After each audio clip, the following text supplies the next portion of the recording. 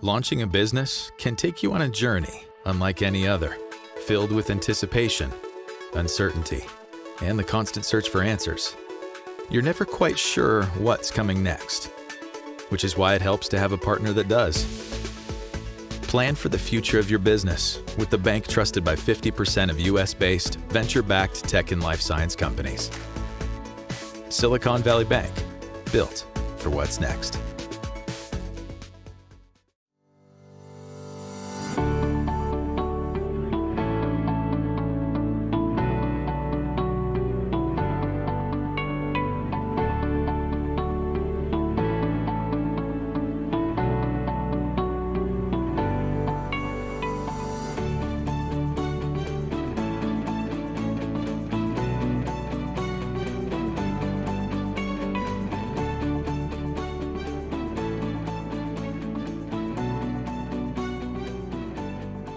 Welcome to this morning's session where we will discuss the current reality of securing the evolving workplace and what organizations need to plan for in the future.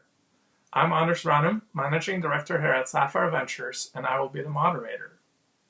Security teams had to adapt quickly to meet the demands as millions of workers went remote and in many cases monitor and secure a newly distributed perimeter. Together with me this morning to discuss these challenges and how to make remote work productive and secure are Yonesy Núñez, Group Information Security Leader at Wells Fargo, and Eugenio, CEO and co-founder of Auth0. A lot has happened since January. How has 2020 and the events that have transpired changed your security posture as a practitioner and an executive? Younes, would you mind taking on this first? Thank you. Great question. I would say that 2020 has really accelerated some areas for us, specifically on how not only we protect the environment, but think about the future. And what I mean by that is we started focusing more on how to subsist within the new environment, while at the same time looking for opportunities of things that we could implement faster to make us more efficient and to allow for us to subsist within the current environment. Additionally, some of the things that we're seeing as it pertains to the threat landscape obviously are targeted attacks that are focusing on our current situation with the pandemic. But at the same time, I feel that everyone has rallied together, both from an internal standpoint and from a vendor standpoint, to really support each other throughout this current new normal. Thank you. Eugenio, what's your perspective on this? From our perspective, two things are happening. One, it's a dramatic increase in digital engagement. Most companies were going through digital transformation projects before, but clearly, since all this started, all that accelerated as people were not going to any stores. There was no, shopping in a building anymore. Everything was interacting digitally.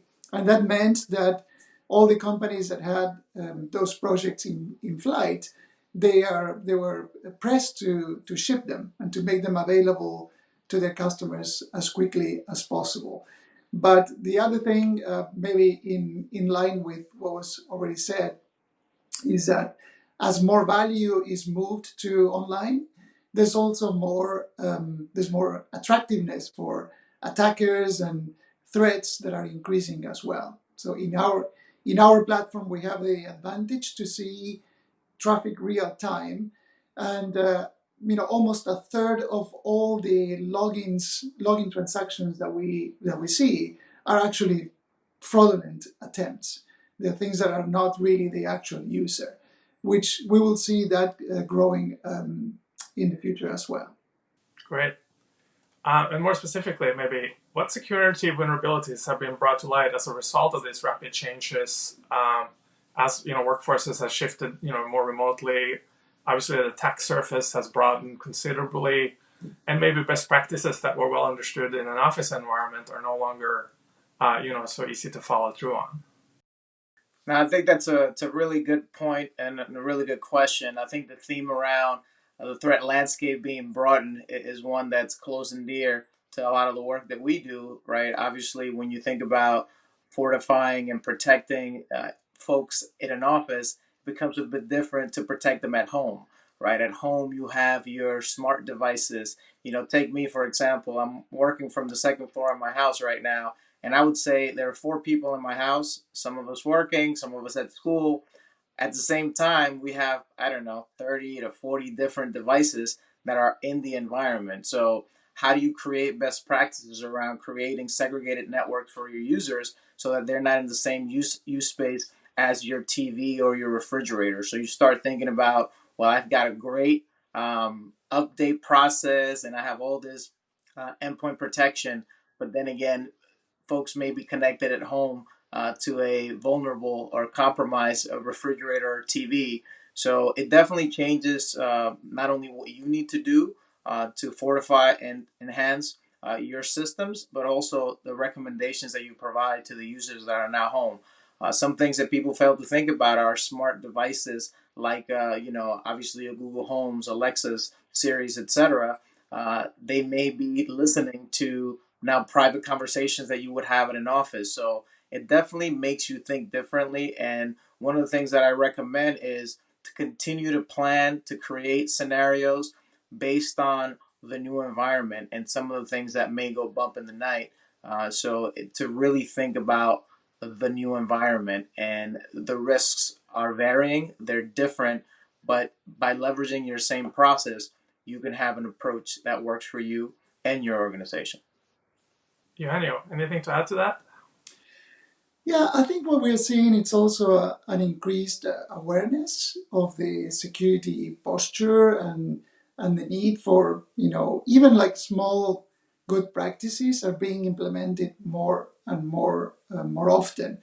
Like for example, we do see increase in adoption of things like multi-factor authentication, which not everybody provides out of the box, but we certainly want every site to do so, right? So even if it's not the most advanced or sophisticated of the multi-factor options that are available, just turning MFA on, even if it's on SMS or on an email, already gives you a great deal of protection over somebody that is not using, MFA. The other piece, which is our old friend, passwords. I think there's also an increased awareness in not just in the more maybe savvy population, but in the general population, that passwords are the weakest link in many ways. And so sites accepting 1234566 as a password, or the password, which we know are not great options, that's already becoming more pervasive. It's not just us working in technology that are using a password manager as an example. It's that's now being extended to the rest of the family, and everybody now it's more used to turning on MFA, using best practices around passwords, or just using a password manager. Great. I assume also, adversaries are good at taking advantage opportunistically when it comes to social engineering attacks and phishing. Do you guys run additional campaigns to your employees to kind of remind them or reevaluate it? Or is it something that is already so well built into how you guys run your organizations today that this is top of mind? Yeah, no, that's a great follow-up to that discussion, specifically because obviously now that users are home and dialing in remotely, we saw in the last couple of years an increase in phishing, actually. So voice phishing became prevalent, and what you're seeing now, it's kind of that hybrid approach where people are being called on their home phones, they're getting called on their cell phone, and at times they're also being targeted via email. So there's that two-prong approach that's taking place. We don't see it all of the time, but it's something that has been increasing. And during this situation with the pandemic, it's something that we're seeing more and more. And it's very nefarious and toxic. And I think that's one of the areas that we need to start worrying about, because they're becoming a bit more pervasive in 2020. Great. You have any perspectives? Yeah, maybe a couple of thoughts on that. So certainly there's an increase in the attempts. So I see it every day. I get a random SMS from somebody telling me that it's a package for me, or random calls, or the usual emails as well. For companies like ours that were remote before pandemic, now of course we are fully remote, but there is already like other channels of communication that happen between our employees. So more specifically, more real-time mechanisms like Slack or other products like them. We particularly use Slack. So for us, in a way, the email phishing attack gets mitigated through the use of real-time communication like Slack, because I would never get an email from my CFO asking for an approval on a wire, right? I will get a Slack message from him, and if I get an email, I can very quickly verify and do like this two-phase authentication with him through Slack, right? And so from that perspective, culturally, our company, and of course being a security company, we are very in tune with what's happening, and we do training and we do a lot of practicing too, which is something I would recommend everybody do as well. It's like not just focus on the training, but actually practice going through, deliberate attacks on yourself to prove that you're actually robust enough. But again, back to the awareness, I think there's an awareness in the general population as well. And so my family has been trained to ignore or block or allow lists of phone numbers that are trusted sources. And I always ask when that doesn't happen. So I like to tell a short funny story with my mom. She lives in South America. I bought chocolates for her as a present, and I delivered them. It was like a delivery system. Of course, I didn't tell her because it was a surprise. But then when some random person appeared on her home at 7 p.m. Saying, "I've got chocolates for you," she sent them back. and I was actually really proud of her, because she called me a couple of days afterwards and I say, "You wouldn't believe what happened to me. Somebody tried to send me chocolates, and I rejected them. I'm no fool, and it was me sending chocolates." So now we have this protocol, for sending gifts, but that gives you a sense of how even the general population, she's not in technology, is more aware of these kind of threats. That's a very, very interesting story. Thanks for sharing. Looking ahead, obviously, awareness is critical, but on the horizon, what are you the most excited about as far as technology innovation that can help out make cybersecurity safer and more scalable in the future? Eugenio, maybe you want to start. Yeah. So look, there's the future is already here, but it's not evenly distributed. Somebody wiser wrote, sometime in the past, and I think some of the things that we thought was science fiction, now it's a daily things, right? So I'm really excited about the mass availability of biometrics, being able to look at a camera in a device and being able to be logged in and have like a seamless experience in doing that. We thought that was only for super advanced organizations, and that's pervasive. I think that's coming. We are really, really looking forward to a future with no passwords at all, not having to remember all of that. And I think biometrics and other mechanisms, all the intelligence behind our activities, being able to do correlation between our behavior and being able to say, "I'm Eugenio, I live in Washington State, I log into Zoom in the morning or Slack, and I use email," and all of a sudden seeing like patterns that are not in line with that. So if I'm trying to log into Slack from Singapore at the same time, clearly that's not me, or at least it would be suspicious. So being able to provide that like behind the scenes protection for users and make security actually disappear from the user experience would be the ultimate goal. And I'm excited about that. Yonesy, how do you think about this, both maybe for your bank's customers, but also internally? It's a great question. I wanted to follow up in Eugenio's comment specifically as it pertains to frictionless security, frictionless usage of all the great advancements that we have in technology. So I think definitely doing away with the password is one that I'd be happy to explore and to get to accelerate that because I'll give you an example personally. Right, over the last couple of weeks, I've been resetting all my personal internet passwords and IDs that I have, and each of them have a different password, right? Because I'm a security guy, so they all have to be different. I have about 320 different IDs out there. So if you think about being able to manage that, that's personal as a normal user. Imagine what people have to do out there. So it's no coincidence that you have password stuffing taking place, where people are leveraging and using the same password. And think about it, if I'm an average user, right? Let's say I have 150 accounts. That's 150 passwords where they may be different, they may be the same, and now attackers have that information not because you did anything wrong, but because they were compromised. So looking forward, as Eugenio mentioned, to having more behind-the-scenes security for securing IDs, securing personas, and at the same time being frictionless. So that's on a personal note.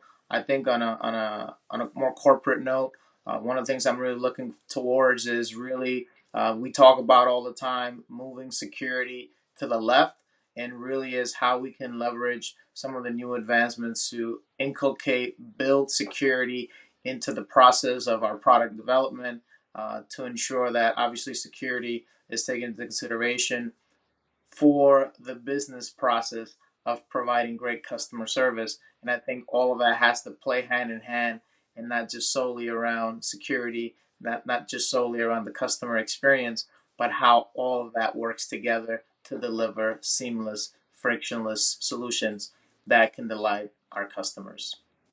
Great, thank you. Thanks for sharing.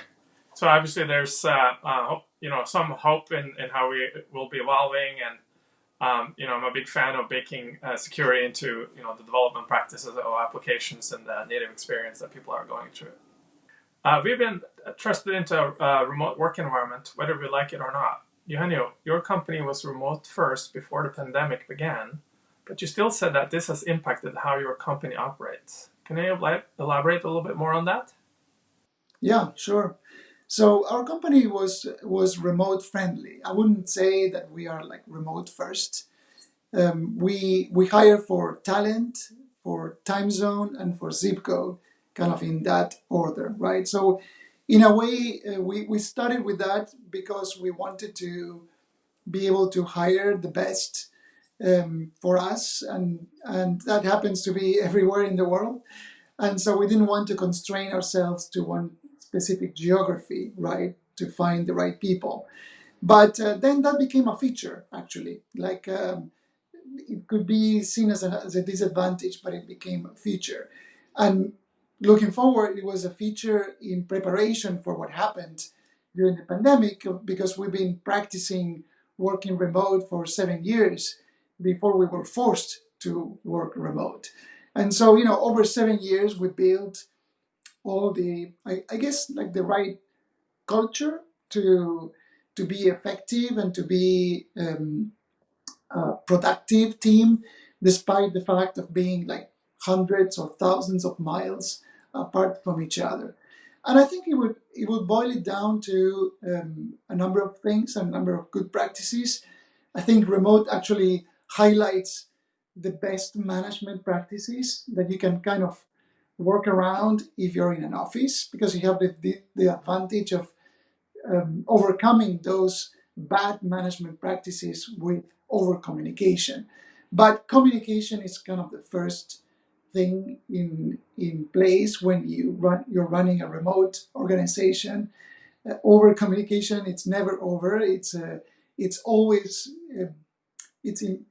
fundamental to keep the team aligned and towards a specific goal or specific goals of the company. The other thing is that it's tempting for an organization that it moves from an office to working from home to control. It's like, what are they doing? How do you make sure that your team is actually working or not?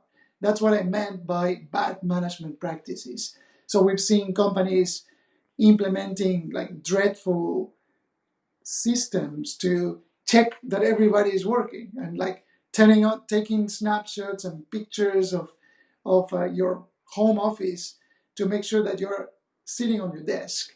And sitting on your desk does not equal work, right? It might seem like you're working, but you're not working. So we don't want to see any of that. Now, just to close, of course, even though we were trained, I'm very comfortable working from home and feel effective and efficient and productive. It's a special time, right? And there's no school, everybody's home, you're cooking 3 dishes a day. So it's somewhat of a special time regardless.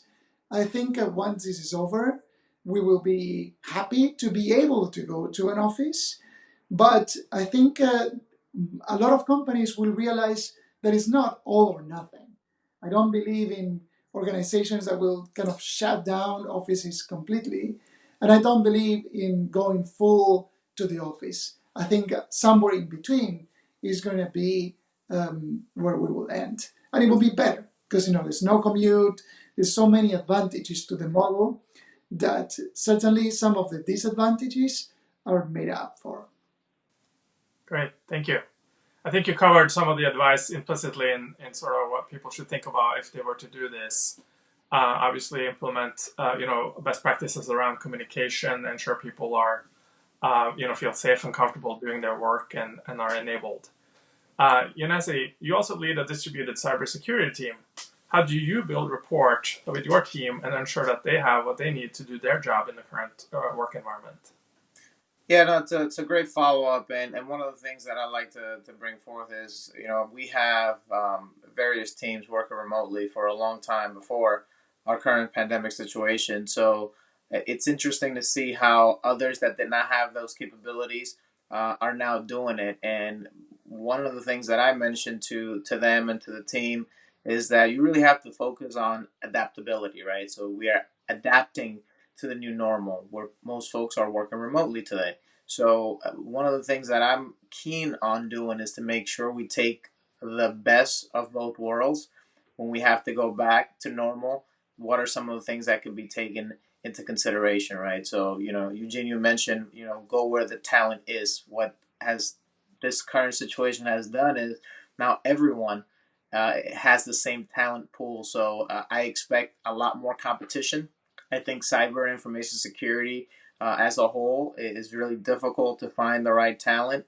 Now that most companies are going to be open to a remote workforce, I think that is going to be an issue for us moving forward. Outside of that, how do I build rapport with the team? Well, basically, having a distributed team for the last global team for 7 years now, I can tell you that some of the things that help with being so far and being remote is to really engage the team. So one of the things that I like to do with my direct reports and two downs is we meet on a weekly basis just to catch up. And by the same token, we meet monthly as a whole team just to have discussions. I think you have to create sort of the social engagements outside of your day-to-day activities just to catch up and make sure that the team knows how to operate in that environment. In addition to that, I think some of the benefits of the remote workforce is really that you can get some time back to work on projects at your leisure when you have the opportunity. And one of what I would say is kind of the counterintuitive areas is I feel that people that work remotely are actually working all the time because they're always preoccupied with something that's happening at work. So they don't have a normal 9 to 5. Their brains are always working on a work issue or a work item. And I find that some of the remote workers are sometimes some of my best employees because they feel they have this responsibility to always be on. And sometimes you have to work to help make sure they disconnect. So again, each culture is different. Each person is different. You have to build out what your remote work culture is going to look like, how you engender social interactions outside of work. I recommend having Zoom meetings that are informal, maybe 5 minutes for work, and then just the remainder of the hour just to catch up on items of how people are doing. But I find that, again, we have to take the best of both worlds as we come back into normalcy. Great. Hey, I think this has been really great, guys. Really appreciate both of you taking the time to discuss with us this morning. Thank you so much, Yonesy and Eugenio. And thanks to our viewers. Thanks for having us. Thank you.